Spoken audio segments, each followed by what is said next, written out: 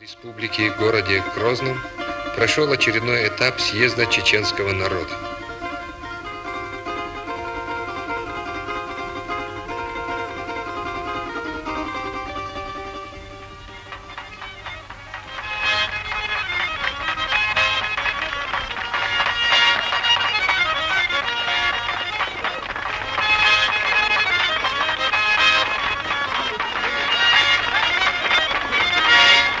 По представительству его можно назвать Всемирным конгрессом чеченцев и ингушей, так как в работе съезда приняли участие гости из диаспоры, то есть граждане многих государств СНГ, Иордании, Турции, Сирии, других стран.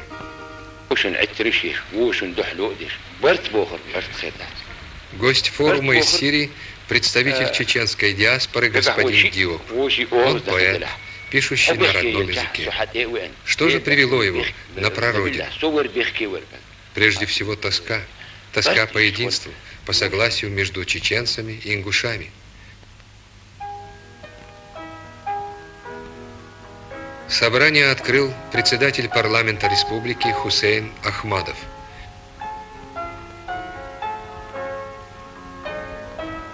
На съезде выступил президент Чеченской республики, председатель Общенационального конгресса чеченского народа Джохар Дудаев.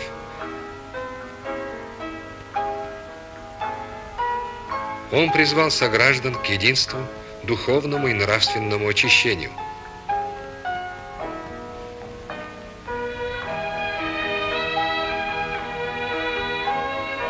На вопрос, что вы ждете от съезда, президент ответил: съезд проходит при всей критичности оценок, ошибок. Радует то, что они без всяких предвзятостей обнародуются.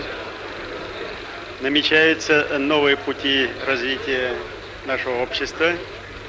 А самое главное, что мы здесь достигаем, это единство народа чеченского, ингушского, и не только живущего на территории республики, но и в любом конце земного шара.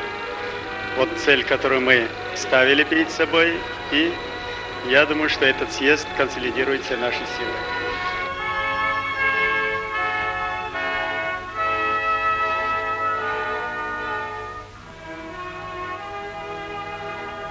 Будущее Чечни в единстве всех проживающих здесь народов.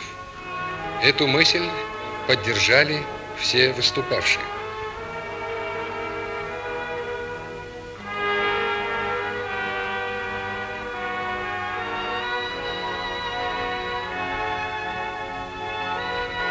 На съезде был избран исполком, объединивший все общественно-политические движения.